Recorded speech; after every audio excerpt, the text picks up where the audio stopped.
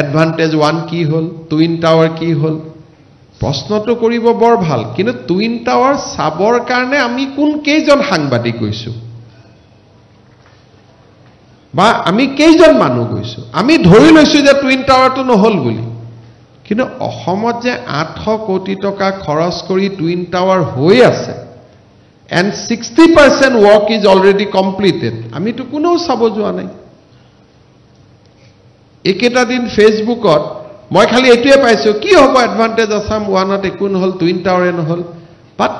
কোনোবা এসেম্বলিতে কাৰোবাক প্ৰশ্ন খুদিছে নেকি যে টুইন টাৱাৰটো নিৰ্মাণ হল নে নাই আমি ধৰিয়া লৈছো যে নাই হোৱা আমাৰ যেটো আপোনালোক মোৰ লগত দেখিছিলে যে integrated directorate complex which we are building today it is a same design twin tower connected through a bridge and 60% work is already completed